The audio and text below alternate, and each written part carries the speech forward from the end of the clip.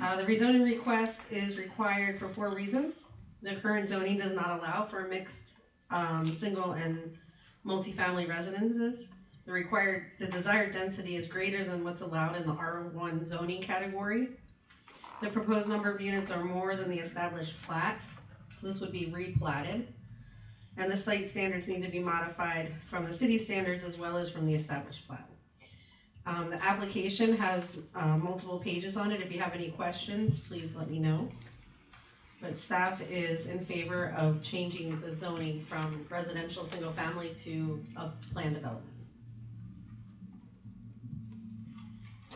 Okay. Would you like to call any witnesses at this time? Staff? No, ma'am. No? Okay. So we will ask the applicant if they have a statement they would like to make. If so, please state your name for the record, and we would love to hear what you have to say.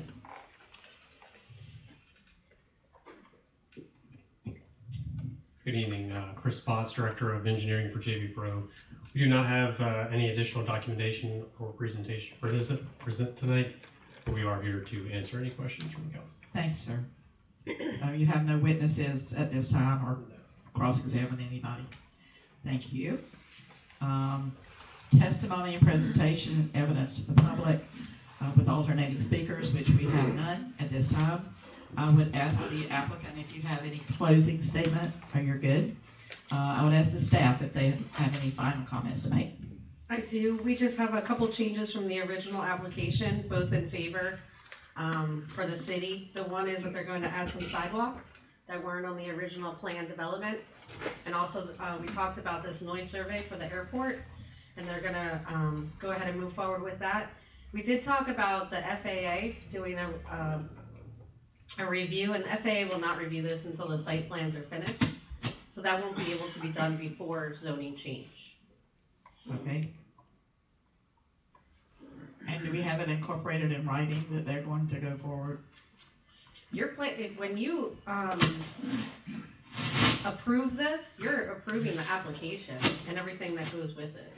So you're not just approving a zoning change, you're approving all of the stipulations. So it's in there. Question. I mean, does it say in here though that they will proceed with the study? I don't know that I saw that in here anywhere. With the FFA study? No, with the airspace study. What's it called now? Noise study, thank you. I believe, Madam President, if you look on page 73, there's some verbiage in there in reference to this. 73 of the packet. Yes, ma'am. And it has the numbers 73 at the bottom. Okay, I'm getting there. Sorry.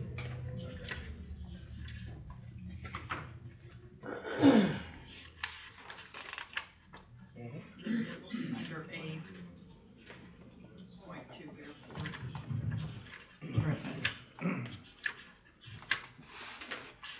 And let me just say too that the application and all the documents that you submitted, probably one of the best presentations I've ever read.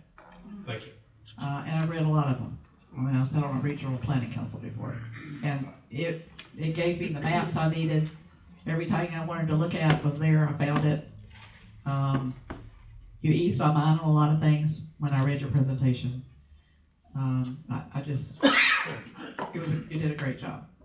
Thank you. I'm still looking for you. For the record, so for the noise study, we're going to work with the FAA and the city to evaluate the necessity as well as the criteria for the study. So we're going to, once we get into the site plan stage, we'll coordinate with FAA and go through that process.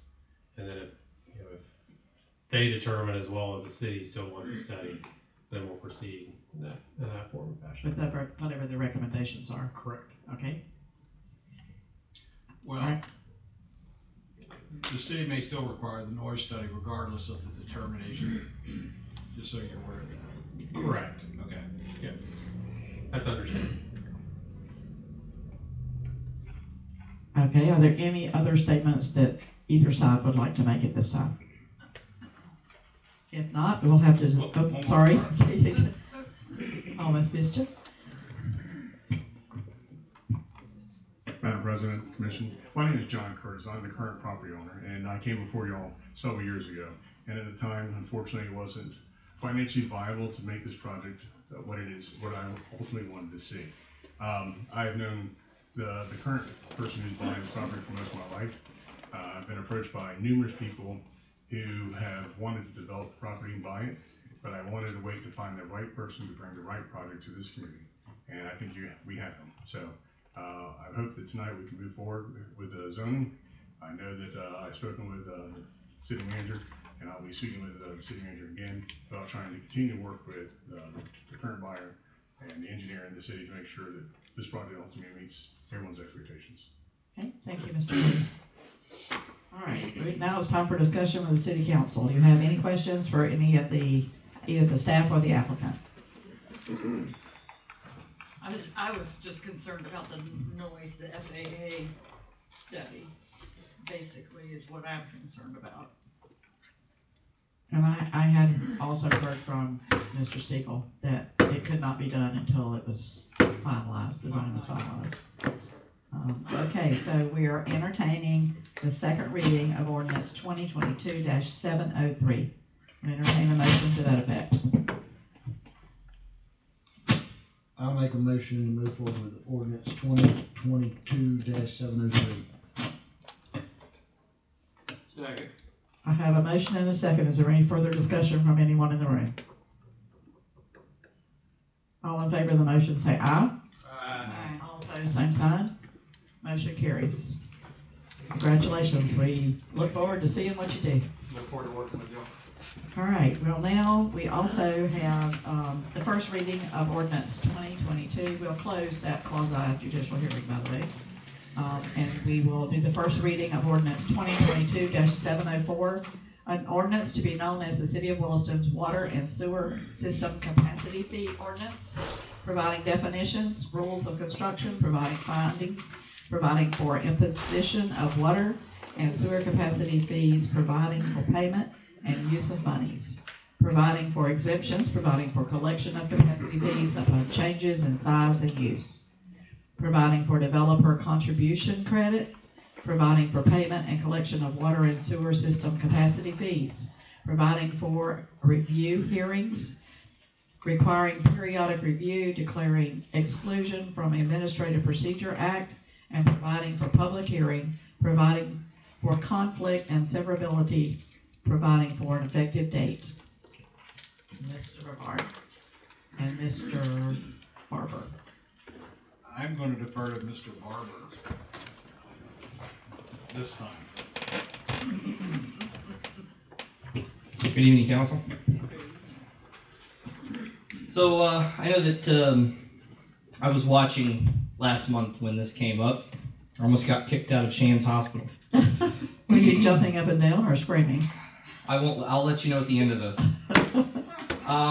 So I did want to read something because one of the things that I heard quite a bit was the debate and kind of joking back and forth of, you know, is it really an impact fee and we're just renaming it and rebranding it? So I want to be very clear, this is not an impact fee. If it was an impact fee, this would be revolving around police, fire, this would be revolving around parks. Impacts are fees that are associated with new incoming people and the impact that they have on those facilities. A capacity fee is something different. And the reason why we went this route is because it's the most important and critical infrastructure that we have is our water and our wastewater. We're state mandated at certain points as we grow that we have to build capacity in. So when you get to about 70%, some say it's 80, some say it's 70, but really, truly, if you talk to Wright Pierce when they're here for engineering, if you start at 80, you're never going to make it in time. So at 70%, you have to redesign the wastewater plant and the water system, including wells, to anticipate growth. And the growth is coming. I know there's a lot of people who have mixed feelings on growth. You know, being pro and being against, but it's coming. 1,000 people a week in the state of Florida and they're running out of room in Ocala and Gainesville, and they're going to inevitably find their way here. So these capacity fees are a means of preventing those who are vested, who live here, who have paid their fair share, from being taken advantage of by developers. And Mrs. Van Zant, who was here presenting this, her husband was a former state legislator. He was in leadership in the Florida House. He became a Florida senator. That family was, then she ran for his office after he term limited out, and her platform was against impact fees in the state legislature. And after working with Florida Rural Water and local communities such as ours, she emphatically changed her position, and now she's an advocate for the very thing that she once opposed and ran for office to oppose. And it really comes down to science. It comes down to math and science, and that is, you have every system which is different. I'll give you an example. Newberry has impact fees and capacity fees, but you have to look at the city of Newberry and understand that they may have 1,000 residents within 12 square miles, and that they have to have so much pipe and so much footage and volume for those 1,000 residents. But because they're maybe stacked up tall, or maybe because they're densely populated, the system that they have does not have to be very large. We have a very spread out town, including what we service out in East Williston and all the way out to the airport. So how they figured this equation out is basically on the space that you have and the cost of replacing that infrastructure. And that infrastructure is not only supposed to be maintained, but it's almost supposed to be completely replaced in a 20 to 30 year span of time. If you look at the northwest section here of town, it was put in the sewer in the 1940s. We're beyond the 20, 30 year period of time. So one of the things I didn't hear last time that I wanted to bring forward to you, and I wish I had the handout, but our printers wouldn't cooperate this evening, is that if you have Wright Pierce come in and do a presentation on the master plan that we've paid for, and that's being published, they estimated the cost of our sewer replacement system at around $22 million. They expect that in 5, 10, 15, and 20-year increments to be replaced. That's outside of normal budgeting. That's outside of our normal repair and maintenance that our finance director would say, hey, this is the money we have set aside for these things. The water system is around 18 to 20 million. So you're looking roughly at $42 million in the next 20 years that it is recommended by SWIFMUD, it is recommended by DEP, and it is recommended by basically the standard bearers of wastewater and water industries, that you really should be thinking about replacing that system in all the neighborhoods throughout the city. Capacity fees with new development are a way of getting there, because they allow the developer, who's going to make all the profit, to understand that they have to not only increase the capacity of the wells and the wastewater plant, but also to upgrade those systems so that it's not a burden on the system that we currently have. Y'all have approved recently on Top of the Hill, the well to be done there. We now have a motor issue. You've talked about and passed the barn well. We've made repairs. Those are going to be starting in January. Between the two projects, we're going to have roughly $225,000 just between the two wells. That isn't typically budgeted because it's not something that happens every year.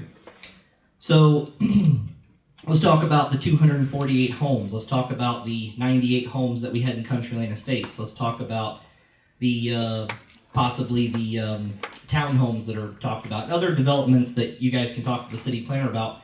But we estimate in the next 5 years we could roughly have around 500 homes residences added into the city. So I just did a quick calculation of the two fees. That's roughly $3.6 million. It doesn't get us to $42 million, but it is a big chunk of it. So I just wanted to clarify that these capacity fees are not the impact that they have on the community. It's the real cost of replacing this infrastructure that the new residents put a burden on. And at this time, there was a great presentation by Mrs. Van Zant. If you have questions, I'd love to answer them. If you had concerns, one of the first things we did when we drafted this is we talked about those that were already here being protected. So I want to clarify, I think that if you look on page, let me find my note, page 121 of the packet, and it's found in two places. This is just the water system capacity development. And you look at letter C.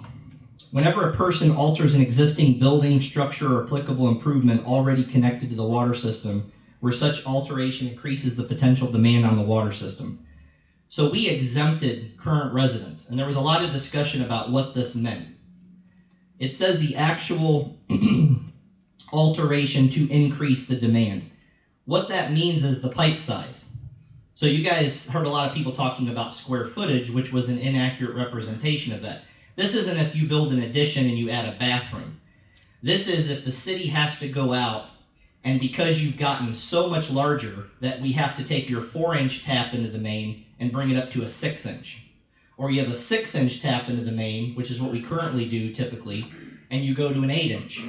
So the only time that would be applicable is if your meter size changed and the tap of the, you have a 3/4 line in your house, which most of you do, and all of a sudden you need to do a 2-inch commercial line into your house.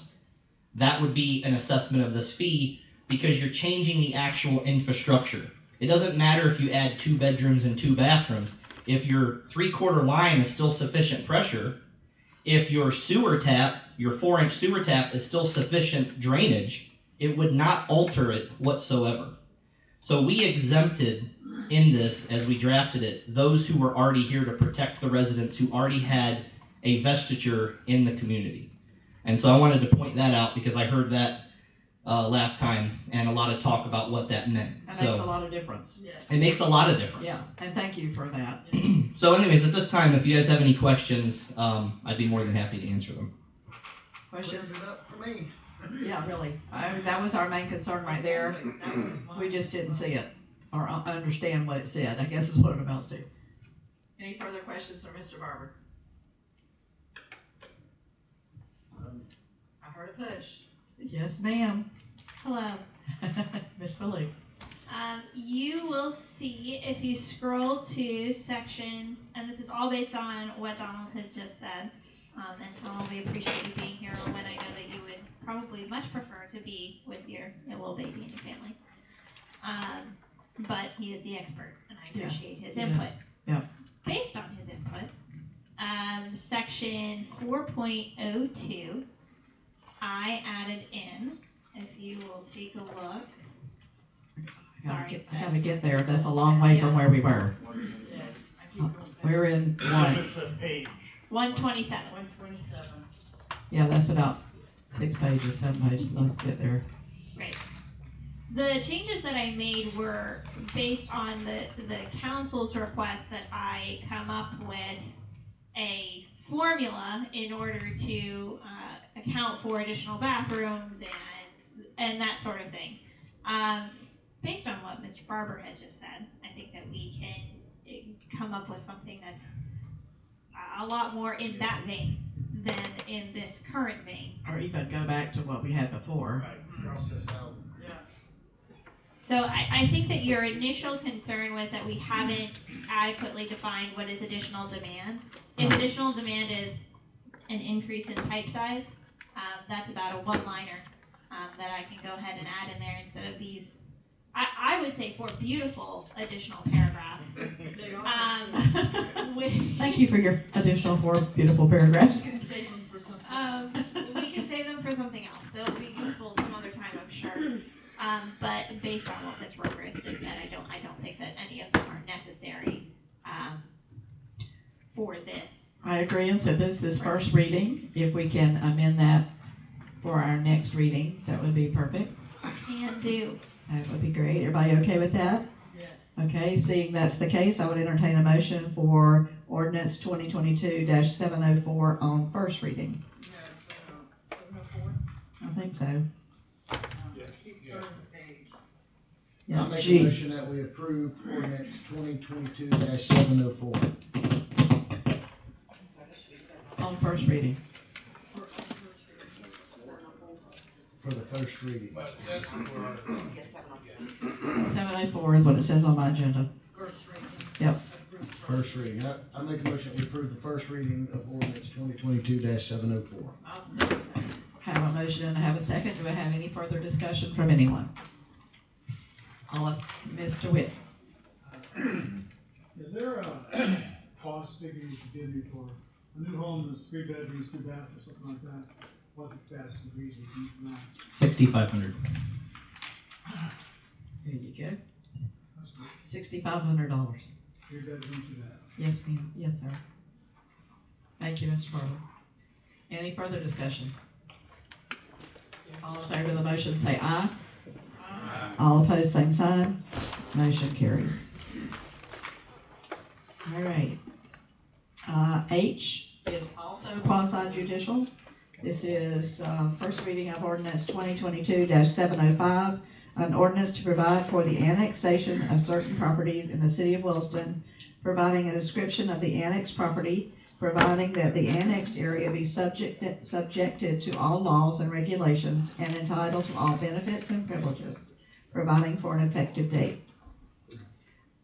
This again, I don't know what the area is, so I can't ask if there's been any if there's been any ex parte communication. Can you tell me the location, Ms. Jones?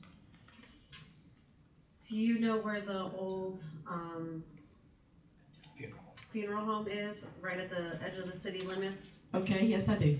So it's the O.B. property. Samuel's Funeral Home. It's two Southeast, properties. whatever. Yeah.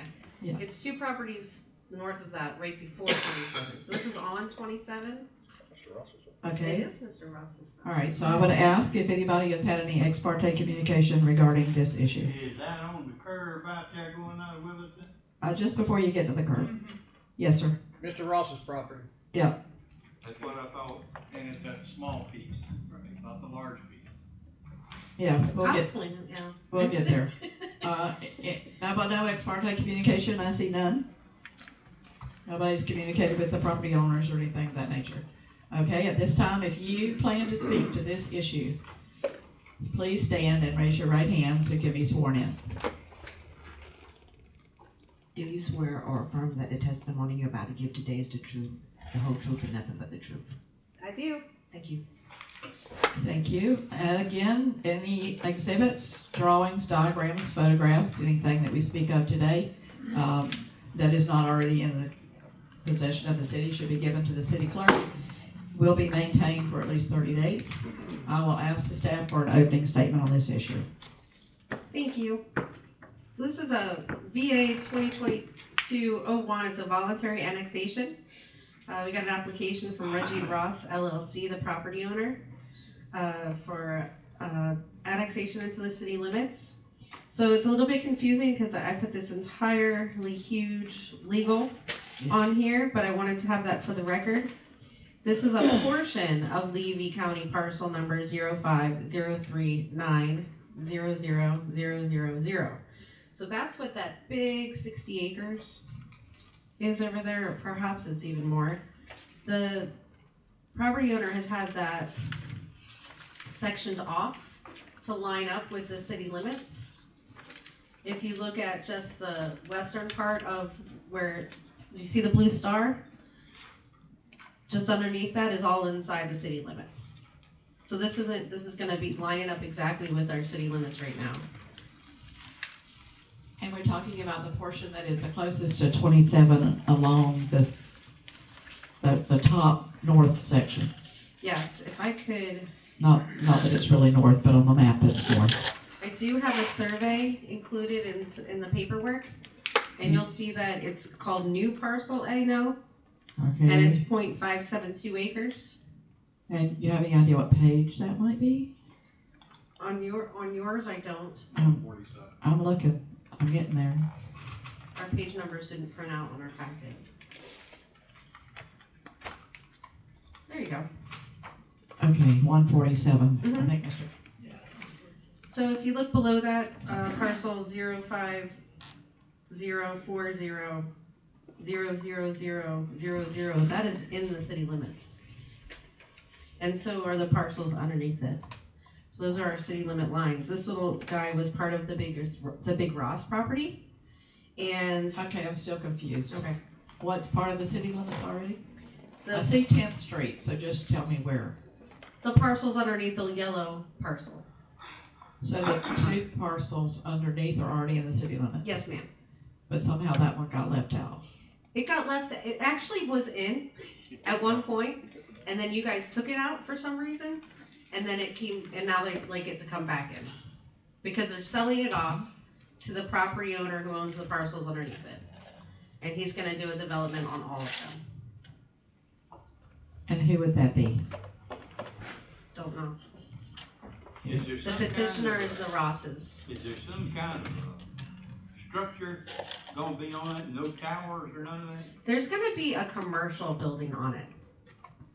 What kind of commercial building? It's probably gonna be like a small office building. Those are the plans I have right now. And about how many acres would that? So it's gonna be a total of about 2 acres because they're gonna merge it with their other parcels. But they wanted the frontage, since they purchased these other parcels, they thought it was silly to have no 27 frontage, because you know that's best for commercial property. Interesting. So they asked this part to be parceled off, and they're asking for this, just this little half an acre to be annexed in. They don't want to, well, first of all, they want to merge, so it would be pretty tough for them to merge a city property with a county property. They couldn't do that. But they would like to do a small development in this area, commercial. What is the current zoning? The zoning right now is commercial, You think they'll leave it that? yes. Okay, they're not planning on industrial or anything? Oh, no, it went back and forth between them putting in some residences, and then now they've decided that the property is best for commercial.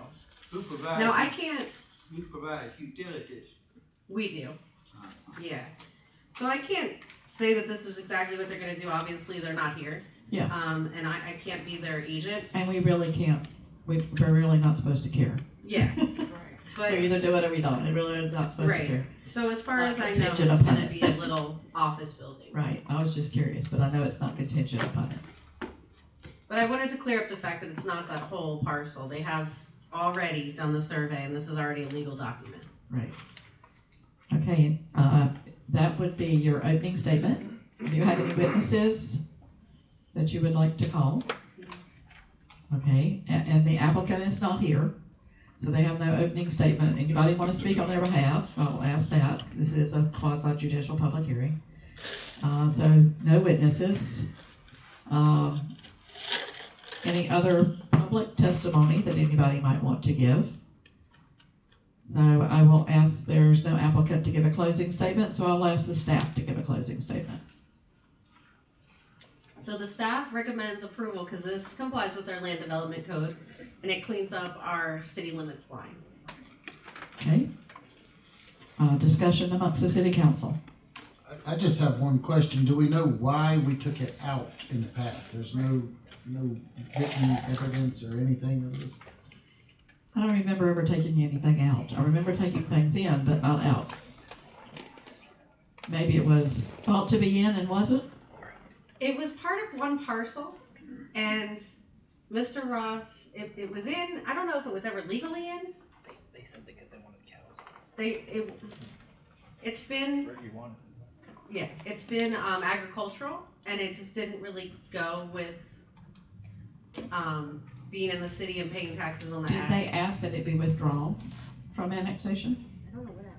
I mean, the city didn't throw them out. I mean, Oh, no, nobody threw him out. He asked, he was in, and we then he wouldn't was out. de-annex, so No, annex ma'am. them, so It did was they all ask to be? voluntary.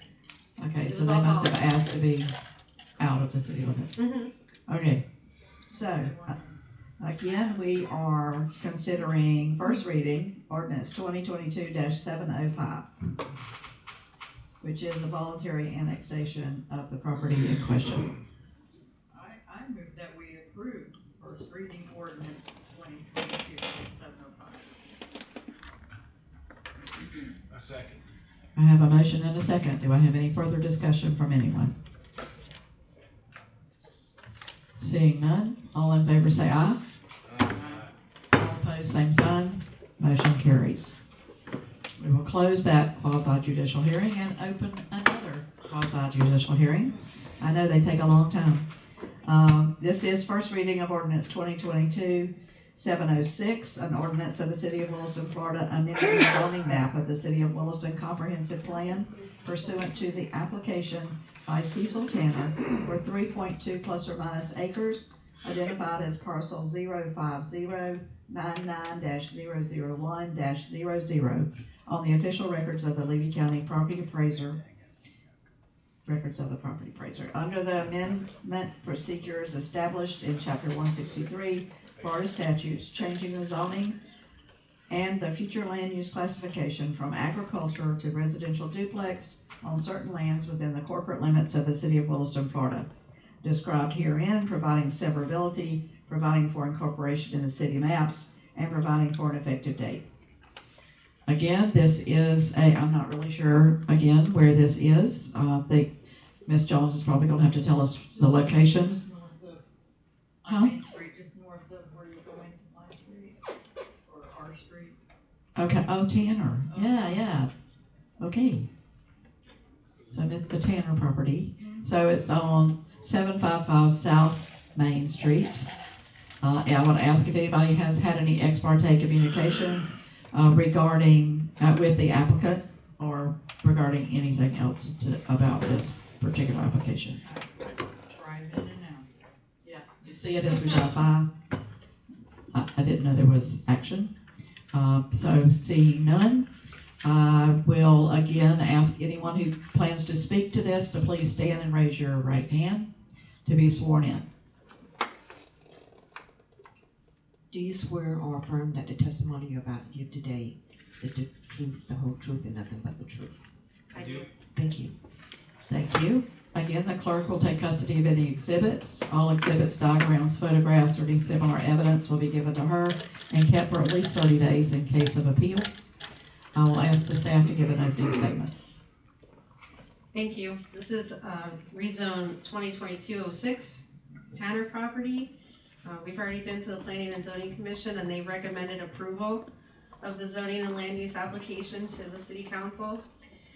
This property is located at 755 South Main. EDA Consultants, Inc. is the agent, and he's present, and Cecil Tanner is the property owner. The rezone was initiated by the property owner to change the zoning and land use. It's about 3.2 acres. Now, if you look at my first map, we've got a couple different parcels, but those parcels have been merged. So it's just the one parcel that we're going to be talking about. Right now, it's zoned agricultural with current and future land use as agricultural. The rezone proposes changing it to residential duplex and the current and future land use to residential. The zoning map shows the three parcels, but they've been merged. It's consistent with the surrounding properties for residential. If you look to the east, we've got multi-family zoning, and you look to the west, we've got single-family zoning. It's not being used for agricultural, and it hasn't in quite a while. Yeah. So we recommend the rezoning. It complies with our land use development code, and we see no problems with it. I have a question. There's a cemetery in there. Which parcel is that on? Where that star is? Just Oh, there's definitely a cemetery in there there's a somewhere. cemetery there, and then there's that one lot that's landlocked. Is that included? No, ma'am. It's the star is on the three parcels that have been merged. Okay, so it doesn't include the landlocked parcel and the one just on Main Street? I don't know. I mean, if there's a landlocked parcel, it won't be landlocked after it's developed, and the cemetery appears to be on the northern part of this, so it's not, doesn't have anything to do with these parcels. Okay, I swear there's a cemetery on that part. The green one above. So you're saying the two lots at the very top of our map have been merged? No, ma'am, those are not included in this. They are not included at all. Only the three with the star on them. Yes, ma'am. And they have been merged into one. Correct. Got it. Am I right, Glenn?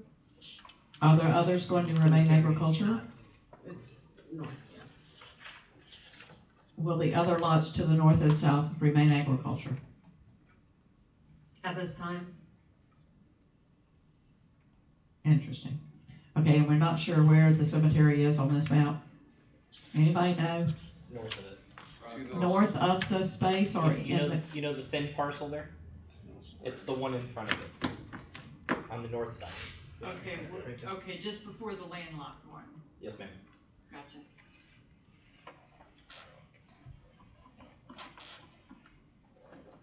Does the same owner own all of these lots at the current time? yes, ma'am.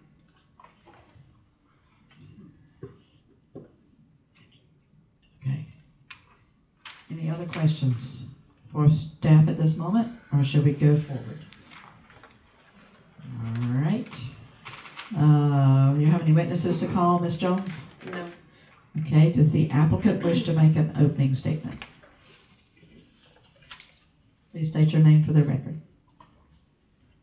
Good evening, I am Clay Swager. I work with EDA Consultants. I'm a land planner that is working on behalf of the property owner to bring this land use and zoning change application to you tonight. I'd like to make a few brief comments and answer any questions that you might have. Just to clarify, the cemetery parcel is not part of the rezoning. It is the parcel that's just to the north. It's the one that's the green parcel on the northernmost end of that map. Gotcha. But we are, we do have 3.2 acres in size, the land area. It's 755 South Main Street. There's 2 older homes that are on the property. It's been residential use for many, many decades. The homes are quite old. So it has not been used for agricultural purposes in quite some time. And those parcels are just kind of unique in that everything that's in green, they're agriculture, but really there's no agriculture activity anywhere in that area and hasn't been on those properties for quite some time. So it's sort of a kind of a hole in the donut or an enclave of ag zoning, probably because the property owners never requested a change or it was just a carryover from old maps. And so it is a residential use of the land already. And we'd like to rezone it to residential with the potential to upgrade the site, renovate one of the homes potentially, and perhaps subdivide and do a few more units in there. None of that is allowed under agriculture zoning because it's, I think, 1 unit per 5 acres. It seems like a really great place to do that in that there's residential zoning in all directions, residential uses in all directions. There's city utilities available, police, fire, school, within a stone's throw of the site. So we feel like it's consistent with your regulations and the map and the land use zoning map and the land use pattern.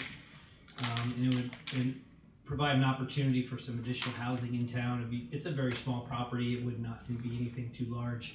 2 of the adjacent property owners came to the planning and zoning board meeting and we spoke to them.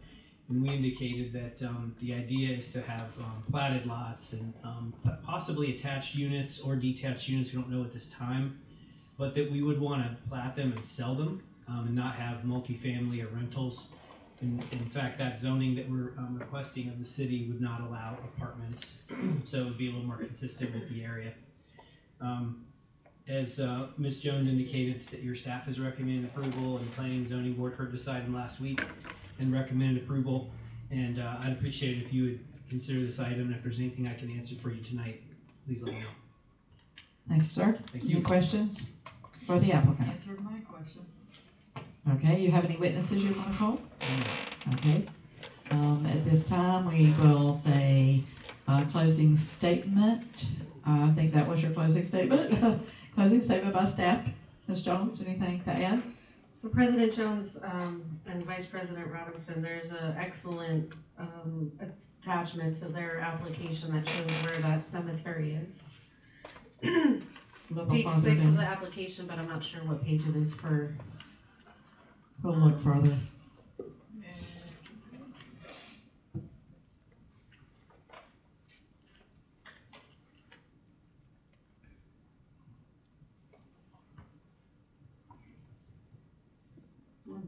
Okay, at this time, we'll ask the City Council if they have any additional questions for either the applicant or the staff. I got a question, but I don't know if if it really has anything to do, but the other one landlocked piece that's gonna be still to the north of it, is there any rules or anything that states while this is happening, there has to be a right of way left for that lot for the future? I believe if y'all are correct about the cemetery, it would be to the east side of that cemetery, right? Right.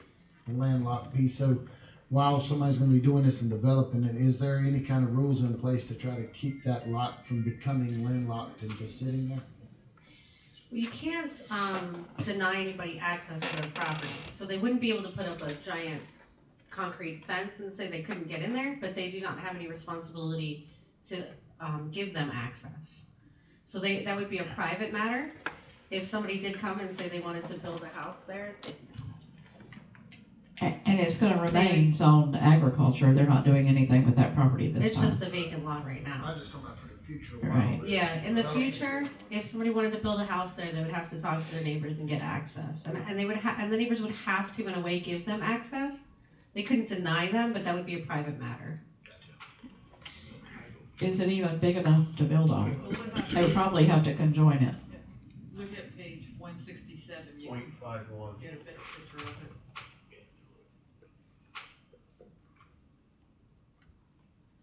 I'm almost there. That's about where I live. Oh, I see it now. So Oh, yeah. where that landlocked and then the cemetery. Oh, so the cemetery's on the front piece. Mm-hmm. Oh, yeah, so you can't drive through the cemetery anyway. And see, I always thought the cemetery was the Willis Cemetery. Must not be if it's owned by Tanners. No, I think it is the Willis. It is the That is the Willis. But they don't own it. But the Willises don't own it? That Willis piece they do. Do what now? The Willis Cemetery is owned by not the Tanner property. But the Willises are buried there. Do what now? Old man Willis and his wife are buried. I know that. That's why I'm saying how is it owned by somebody other than the Willises? That's why I was surprised. That's why I asked the question if it was owned by the same owner. By the same property owner. Well, the Willis Cemetery, that's on 27, it's to the side of the, Two of them. furniture store there. Badcock Furniture. Oh, yeah. There's two of them, Mr. Ross. Huh? Two of them. They were brothers, two different Yeah, there's families. two of them. I know Jesse Willis. That's the big one, but the little one is down on South Main. There's two of them, Mr. Ross. That's Willis there too? Yep. I know where it is. Because I know Doris has talked about it, so I knew that was theirs. That's the only reason I knew it. Huh. Okay, just an interesting tidbit. Nothing Very really. strange, something. It's strange that the Willis Cemetery's there and the Willises don't own it. It's just really kind of odd. And then the vacant lot is behind it. Exactly, why didn't one of those Might have been married to it, walked off. homeowners? Maybe they were married somewhere in between. Who knows? Not for us to debate at this moment. Okay, so again, where are we? We're debating. Anybody else have any other questions before we go to consider the matter? All right, so we would entertain first reading of ordinance 2022-706.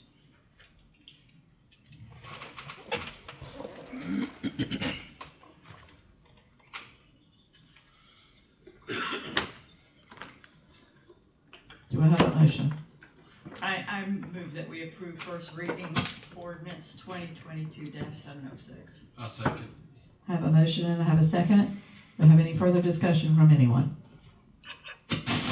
All in favor of the motion say aye. All opposed, same sign. Motion carries. We will close the public hearing.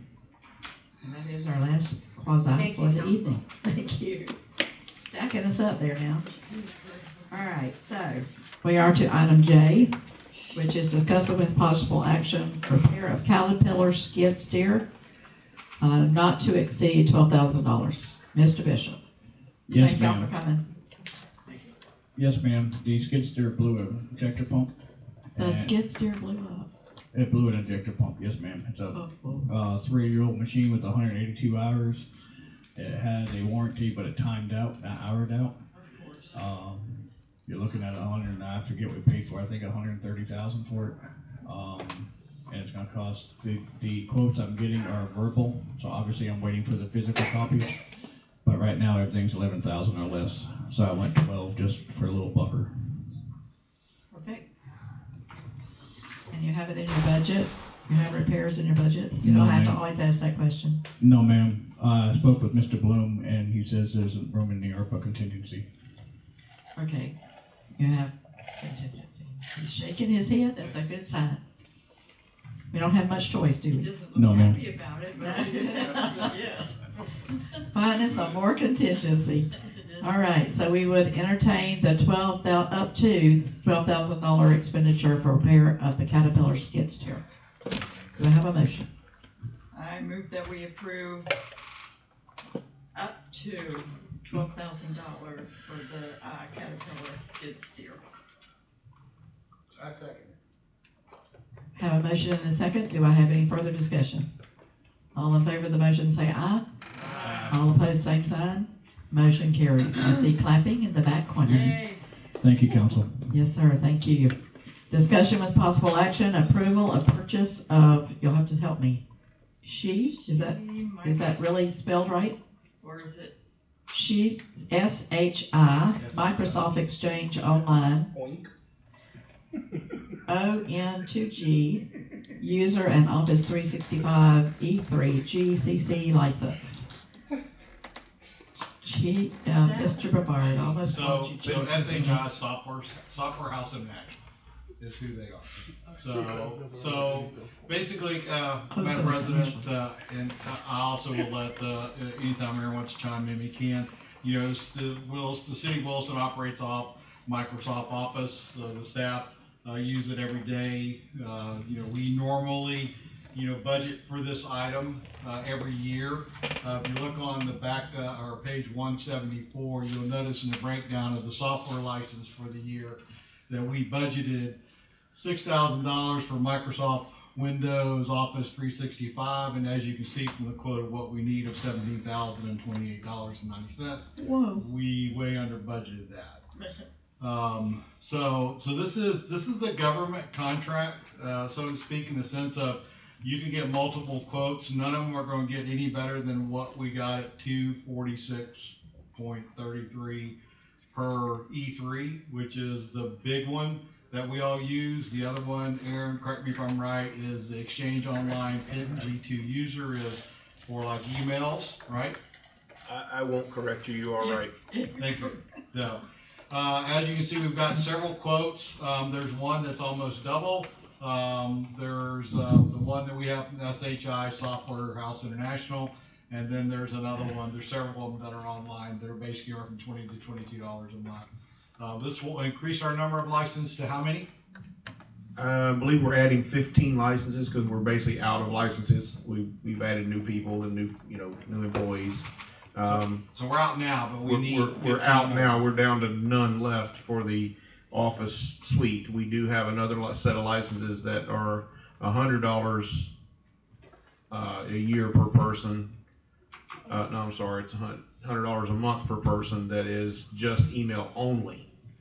That is the email online only. That's someone like all the board members that get an email to conduct business with. They get access to email, but not Office. Right.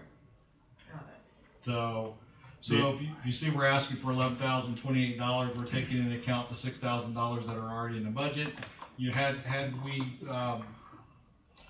budgeted properly for this, which would not even be a topic of consideration for the council, but considering we're spending $11,028.90 of money from somewhere. Yes. So, yes. There we go, Jim. Poof. I can go into a little bit of details on that if you want. So, within the IT budget, so there is some contingency in there a little bit. There's a sinking fund. I'll have to forego the sinking fund. We'll be sinking, all right. Yes, and then it'll just depend upon where we wind up with the whole department. Keep in mind, the IT department is split out across multiple funds. So in particular, we're talking about licensing, which is on a per person basis, which can be allocated across by per person. So that can be done as well. Terrific. All right. So, and to add to that, this is one of those things that we, obviously haven't had a budget, haven't had the department. We've been building this budget, and for the life of us, we have yet to figure out exactly who paid for this originally and how much they paid for it, or how they even paid for it. My belief is that they paid for it on a 3-year term, initially, and it was just put on someone's credit card. Yeah. We've all, Stephen and the whole crew down there, we've tried to find it and we haven't. For a year we've looked for it. It's just one of those things that kind of got overlooked and didn't realize it was going to cost this much. So which vendor do you want us to approve? SHI is our preferred. That's who we usually have purchased all of our stuff through. Yeah, they're well known. They're very reputable. That's who we'd recommend. Okay, so we would entertain a motion for approval of an additional $11,028, if I got my number right, Yes, ma'am. for purchase from SHI.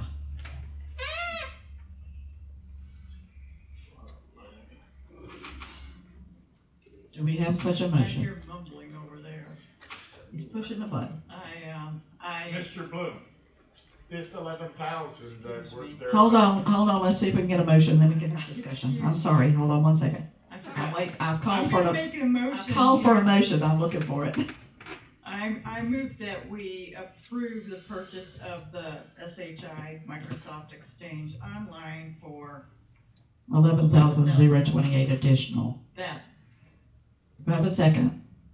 Second. I have a motion and a second. It's your turn, Mr. Mayor. Ask your question, please.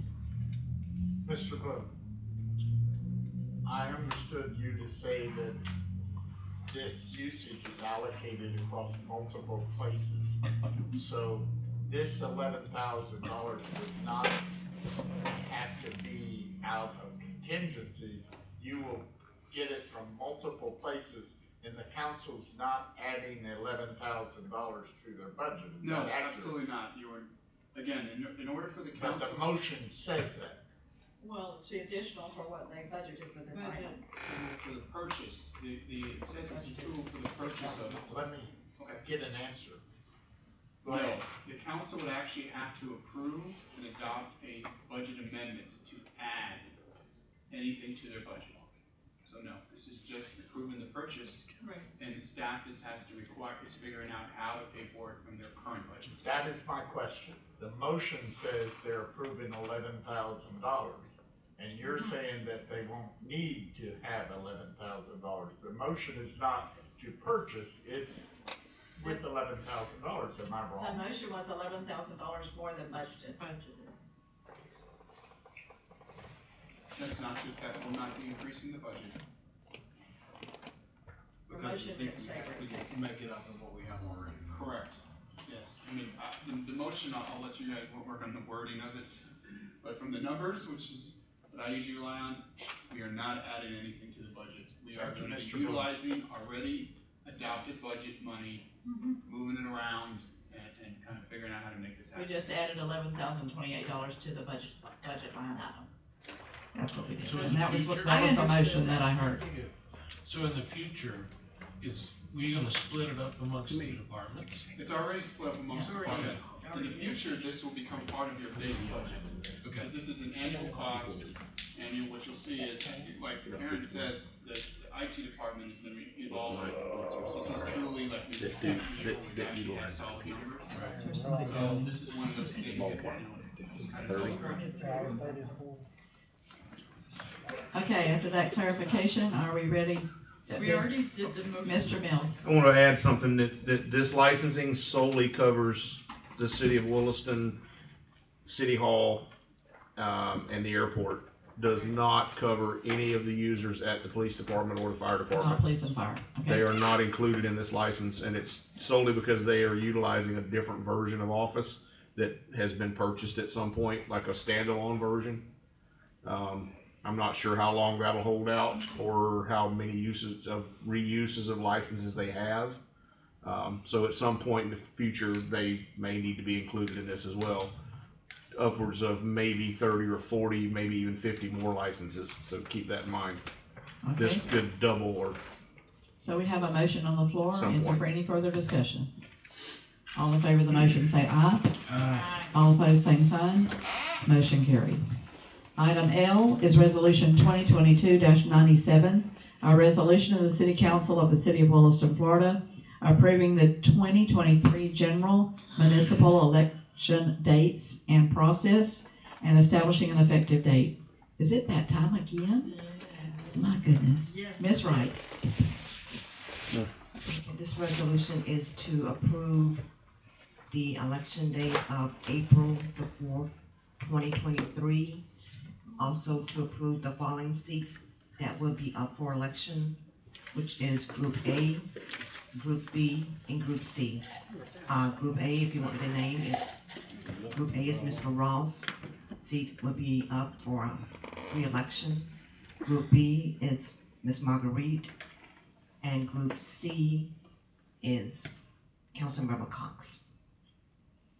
And the qualifying period starts on January the 23rd at noon and ends on Friday, January 27th at noon. So I'm just asking for approval of those dates and seats.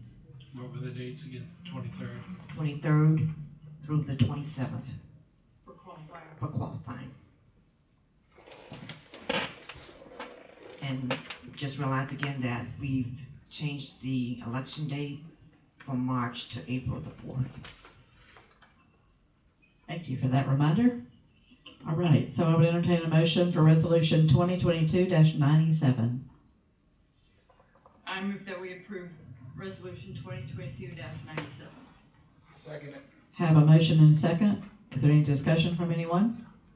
All in favor of the motion say aye. Aye. All opposed, same sign. Motion carries.